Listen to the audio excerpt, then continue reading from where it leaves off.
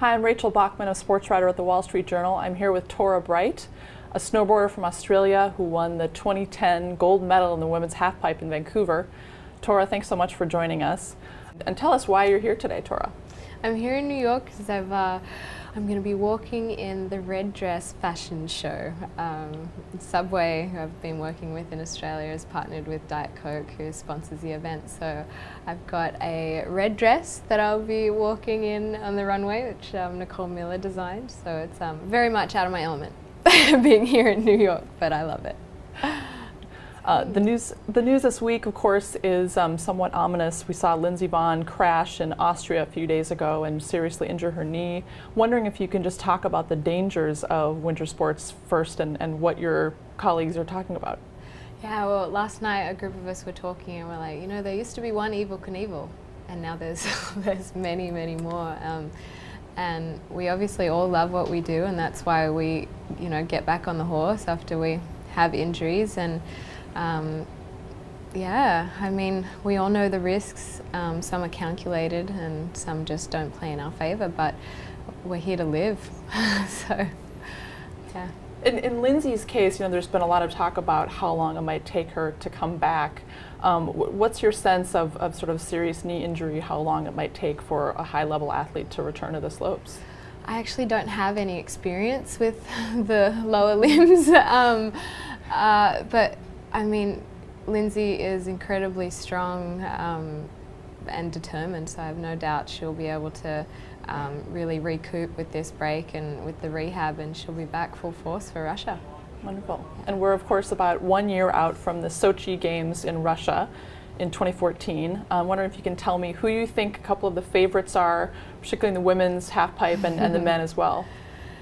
Let's see, favourites. Of course, in the women's, it's there's Kelly Clark, Gretchen Blyler, Elena Height.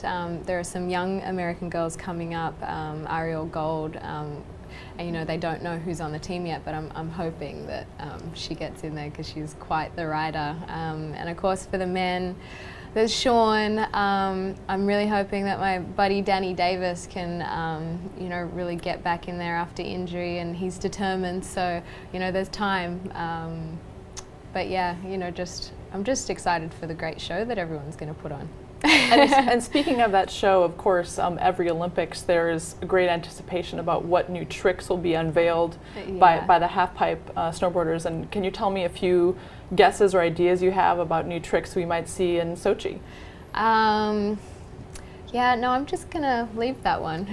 Time will tell, and the show will unveil what everyone's gonna be doing. So. Is there a great deal of secrecy involved in sort of keeping tricks under wraps until the biggest events?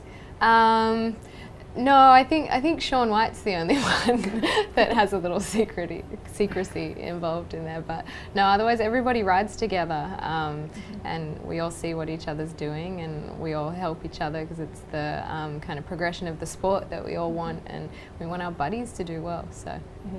And I know in Vancouver there were some issues with the snow. There wasn't really enough snow at the snowboard venues for all the events they wanted to do on time.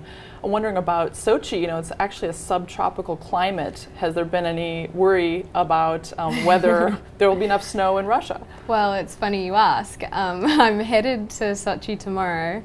The slopestyle event, it's going to be the first time that it'll be debuting in the Olympics, that's been cancelled because of lack of snow, and we were waiting to hear whether the halfpipe and the border cross would be going on as well, but it looks like they're going to be able to have enough snow for the halfpipe and the border cross, but the slopestyle is cancelled for the test event. So, next year's another winter, so we'll just have to see what it brings. I hope that's not a sign of things to come. Yeah. Torah, thanks so much for joining us. I appreciate it.